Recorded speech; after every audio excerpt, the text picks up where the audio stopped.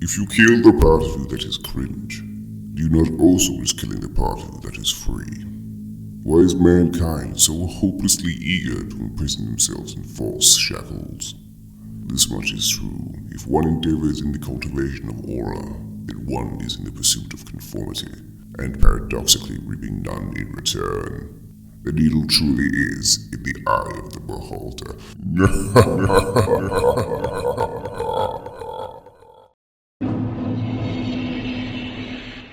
Greetings, and welcome to today's video.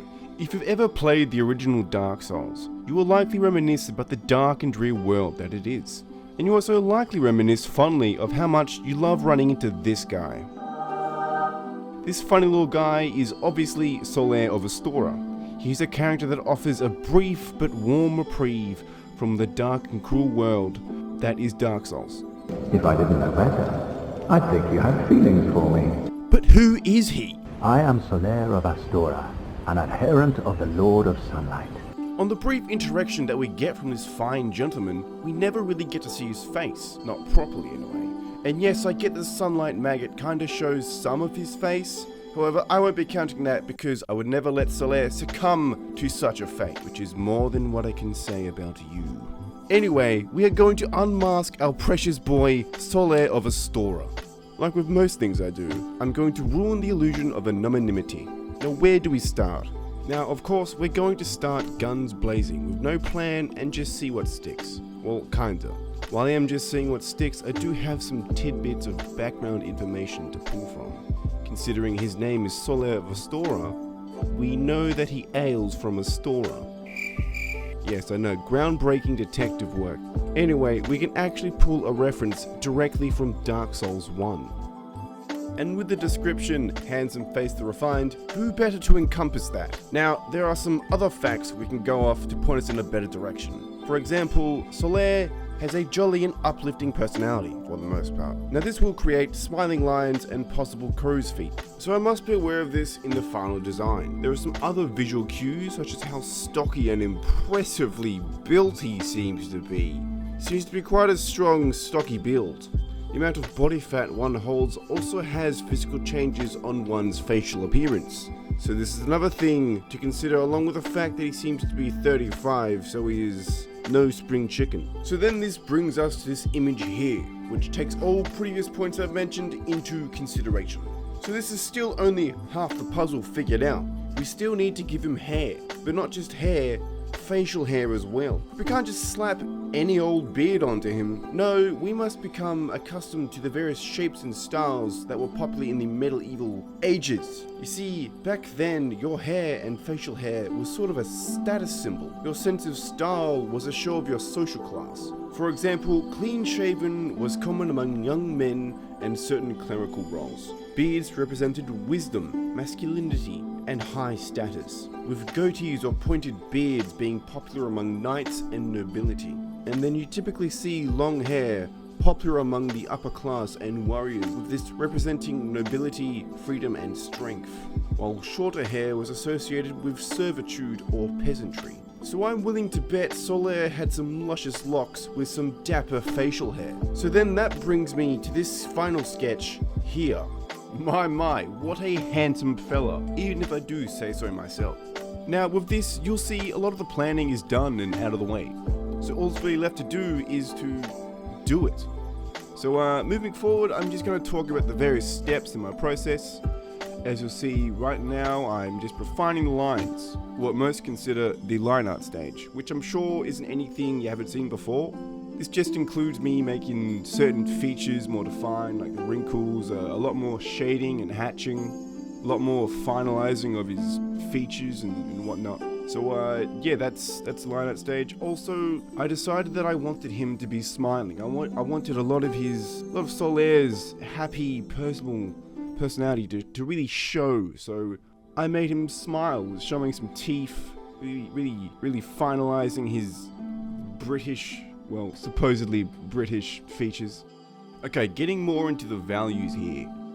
right now you can see that I've added another layer, and I've filled it completely with black. I've set it to multiply layer, and I've set the opacity to around 30-40%. And now what I'm doing is I'm just erasing the black. So now this is a lot easier to get sort of a mid to high range value without really trying a whole lot. You'll see a lot of other people, they usually try and paint in the shadows first and then add highlights.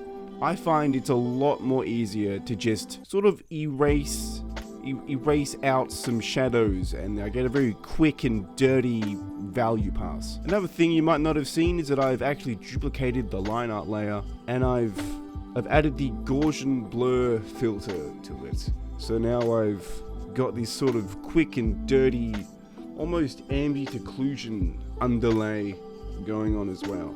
And then of course I've sort of messed around with the opacities on the original line art, and the Gaussian blur layer sort of gets this kind of line art, but a lot more gradient, and it just looks a lot more nicer, and it flows a lot better into the actual painting, if that makes sense. It's kind of a weird roundabout way of explaining it, but anyway, that's what I've done. Okay, so speaking of painting, or lack thereof so far, now is where I merge all of my layers down and just smooth everything out and refine edges, push and pull.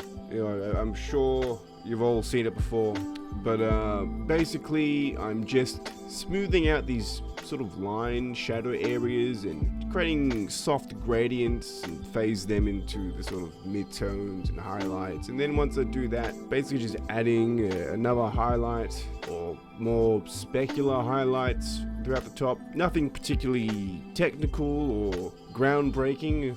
There's not a lot to do in this final step, and it's been my process has been kind of on purpose that way. I'm not much of a painter, consider myself more of someone who's a drawer, if that makes sense. So yeah, my skills have never really been in painting. I know enough painting to pull off what I can. I know enough to do as little as possible, if that makes sense.